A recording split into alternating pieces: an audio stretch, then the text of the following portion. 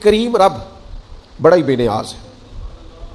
اللہ تعالیٰ کی رحمتوں کا اور رحمت کی وسعتوں کا کوئی اندازہ کر سکتا نہیں ہے۔ کسی جگہ کسی مقام پر کوئی آدمی جتنی بھی عقل دوڑائے اس کی عقل تھک کے واپس آ جائے گی، پر اللہ تعالیٰ کی کرم نوازیوں کی کوئی حد بندی نہیں ہے۔ اس نے اپنے فضل سے پیدا کیا، صحت دی، تندرستی دی، عافیت دی، اور ہماری زندگی میں جتنی چیزیں ہمارے پاس موجود ہیں ان میں سے بہت ساری ایسی ہیں جو ہماری محنت کا نتیجہ نہیں، ایک ذرہ برابر محنت شامل نہیں، محض اللہ کا فضل ہے۔ اتنے سارے انعامات کیے، لیکن ایک مقام پہ آ کے وہ کریم فرماتا ہے میں نے تم پر احسان کیا ہے۔ احسان اتنے ہیں گنے نہیں جا سکتے، شمار نہیں کیے جا سکتے۔ عقل تھک کے لوٹ آئے گی۔ مالک کے احسانات کی نہ کوئی حد بندی ہے، نہ کوئی شمار ہے۔ وہ خود فرماتا ہے تم میری نعمتیں گننا چاہو تم گن نہیں سکتے، لیکن ایک مقام پر کہتا ہے لقد من اللہ علی المؤمنین اذ بعث فیہم رسولا، میں نے مومنوں پر احسان کیا ہے، انہیں اپنا رسول عطا فرما دیا۔ نہیں سمجھا سکتا میں آپ کو، یہ میرے بس کی بات ہی نہیں، میں نہیں کھول سکتا اس جملے کو۔ جو تھوڑا بہت شعور ہے، جو تھوڑا بہت سمجھ بوجھ ہے، وہ تھکتی ہے۔ اپنی کم علمی، کم فہمی بار بار آڑے آتی ہے کہ کیسے کھولے اس جملے کو۔ لقد من اللہ علی المؤمنین، نبی پاک تو کائنات کے رسول ہیں، حضور تو عالمین کے لیے رحمت ہے۔ وما ارسلناک الا رحمتا للعالمین، اور صحیح بخاری کے لفظ ہیں ارسلت الی الخلق، میں مخلوق کا رسول ہوں، مخلوق کا، محض انسانوں کا نہیں، پوری مخلوق کا۔ قرآن مجید نے کہا کہ حضور رحمت للعالمین ہے، عالمین کے رسول ہے، یعنی جس کا رب ہے نا،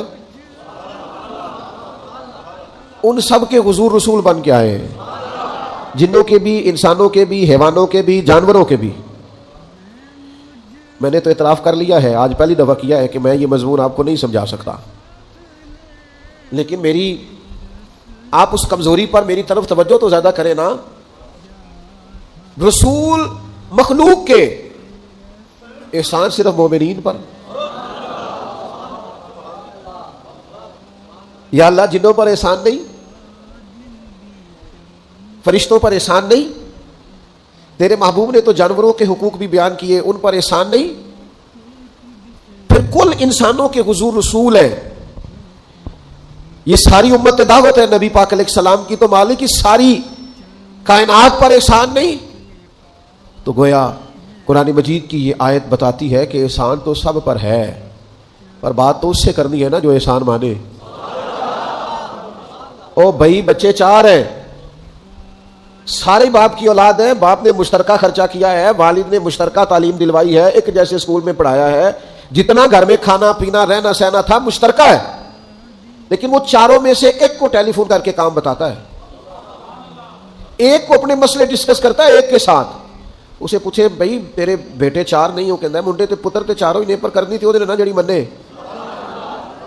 بات تو اس سے کرنی ہے جو فرما بردار ہو، بوجھ تو اس پہ ڈالنا ہے جو بوجھ اٹھائے، کام اس کو کرنا جو بھاگ کے کار آئے، تو جو کہے ابا جی طبیعت ذرا ٹھیک نہیں، میں تھوڑا مصروف ہوں، ذرا فلانی جگہ جانا تھا، تو دوسری دفعہ کام کیسے بتائیں گے؟ بلا مثال و بلا تشبیہ کا رسول تو کائنات کے ہے۔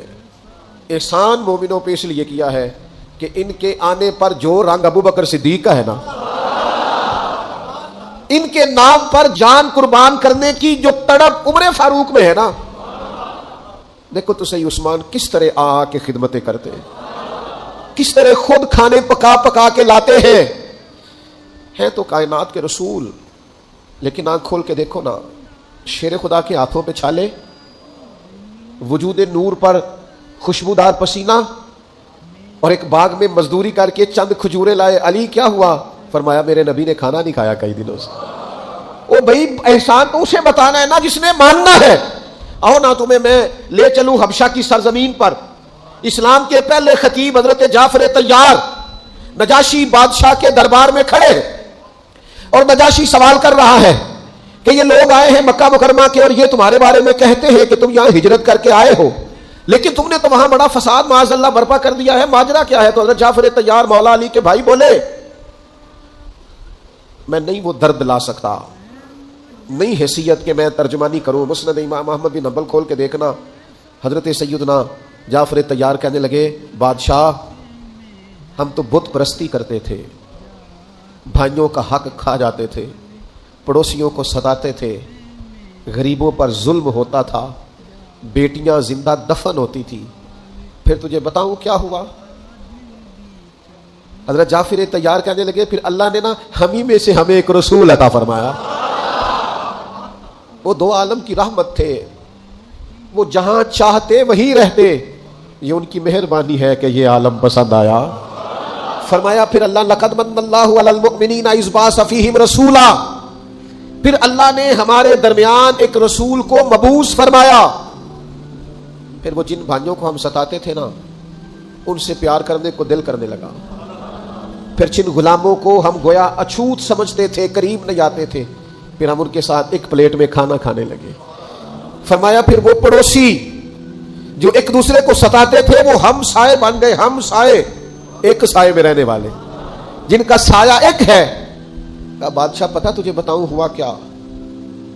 بیٹیوں کو زندہ دفن کرتے تھے، اب ہم بیٹیوں کو دیکھ دیکھ کے جیتے ہیں، اب ہماری محبتوں، شفقتوں، توجہات کا مرکز بیٹیاں بن گئی ہیں، ہمارے انداز بدل گئے ہیں، بس کریم نے کرم کر دیا ہے، مالک نے رحمت کر دی۔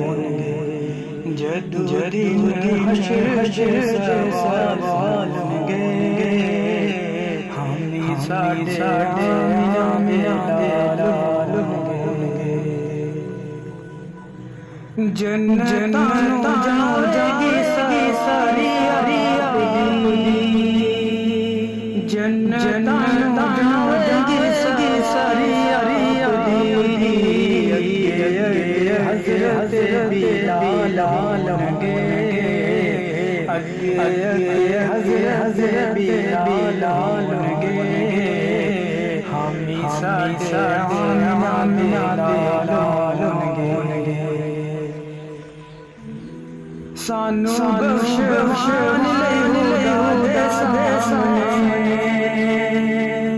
سانو بخشوان